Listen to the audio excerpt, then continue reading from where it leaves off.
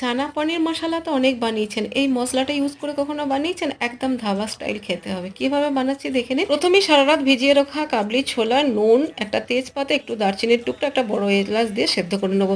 যে ভাজা মশলাটা বানিয়েছি আমি স্ক্রিনে লিখে দিয়েছি, আপনারা স্ক্রিনশট নিয়ে দেখে নেবেন, আর যদি না বুঝতে পারেন লগ ভিডিও চেক আউট করে নেবেন। তারপর এখানে ওই মশলা ভেজে রেখে আর আমি পনিরগুলো টুকরো করে কেটে নিয়ে হালকা ভেজে তুলে নিয়েছি। তারপর ওই তেলের মধ্যে একটু জিরে আর পেঁয়াজ দিয়ে হালকা ভাজা ভাজা করার পর টমেটো দিয়ে নাড়াচাড়া করে আদা আর রসুন বাটা দিয়ে রেগুলার মশলার মধ্যে দিয়ে দিলাম একটু কাশ্মীরি লঙ্কার গুঁড়ো আর হলুদ গুঁড়ো। তারপর মশলাটা কষিয়ে নিয়ে দইয়ের মধ্যে ভাজা মশলাটা মিশিয়ে ভালো করে ফেটিয়ে অ্যাড করে দিলাম। ঢাকা দিয়ে একদম ঢিমে আছে কষিয়ে নিলাম অল্প জল দিয়ে যতক্ষণ না তেলটা ছেড়ে দেয়।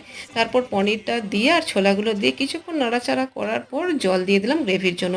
তারপর নামানোর আগে একটা স্যালারি বানিয়ে এর মধ্যে আমি দিয়ে দিলাম। তারপর ফুটিয়ে নামিয়ে নিলাম। এবার এটাকে আপনারা যে কোনো মেন ডিশের সাথে ভালো লাগলে লাইক, কমেন্ট, শেয়ার, সাবস্ক্রাইব